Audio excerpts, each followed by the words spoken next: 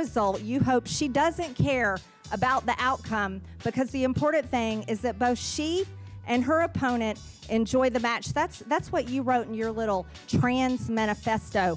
But you came here today to win. And you came here today to defeat women in their own sport. So as you stand here before this committee today, you are a man that would tell your daughter to lose and enjoy it to a biological man.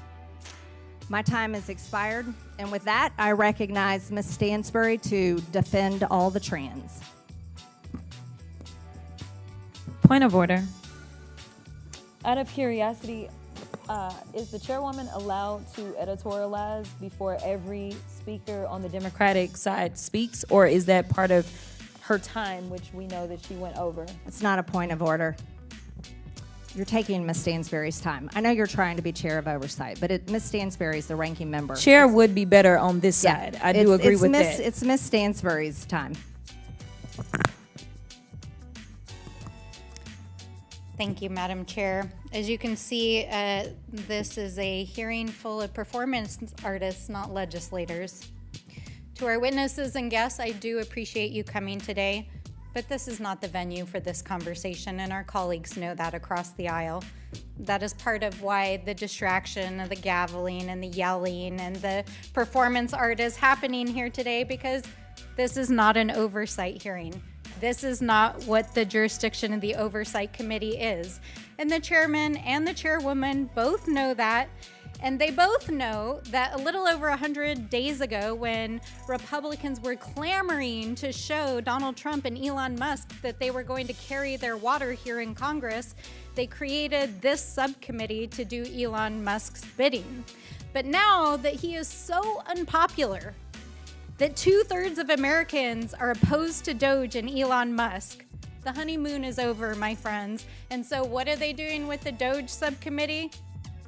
They're bullying trans kids. They're talking about things that have absolutely nothing to do with government oversight or efficiency or the economy or the reality that Donald Trump is tanking the economy and the reality that Americans are as hell and are marching in the streets. And they're turning the Doge subcommittee into, apparently now, a fencing oversight committee. Welcome. We're not even going to call it the Doge subcommittee anymore. This is called the Fencing Oversight Committee. Welcome to the Fencing Oversight Committee.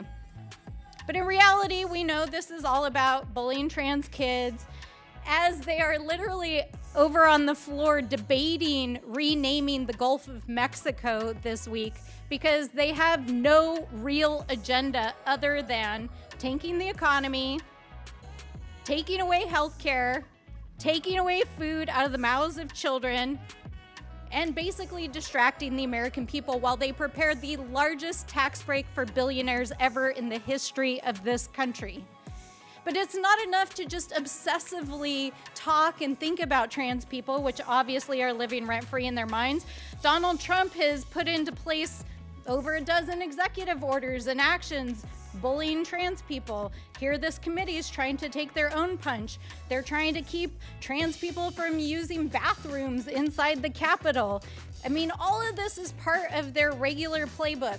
Do really bad, evil things, and then distract the American people by doing ridiculous things in public spaces like this. So I am very grateful to Ms. Goss-Graves for being here to break through the noise, to talk about real issues that are affecting our communities, because among the things that affect women, girls, all people are the cuts to healthcare, the cuts to education, the cuts to vital programs that our people depend on. But what I think is so important is to highlight the ways in which using public spaces like this to bully trans people creates a lack of safety for the LGBTQ plus community. And so, Ms. Goss-Graves, can you talk about how exactly what's happening here today normalizes hate and how that translates into violence and hate against the LGBTQ plus community? You know, this is exactly my deep worry.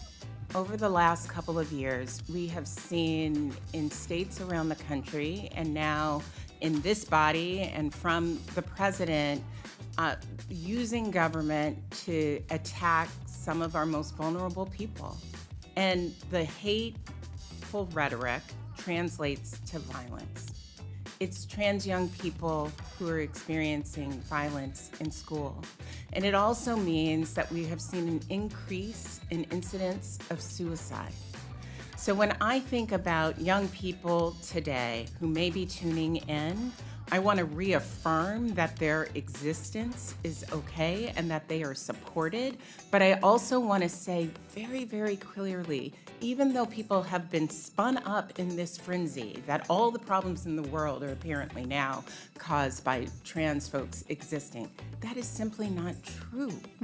And if we have a very serious and concerted effort to address rising costs, to address access to health care, to address the experiences that people are having in this country who are begging for help, this body actually could be doing that.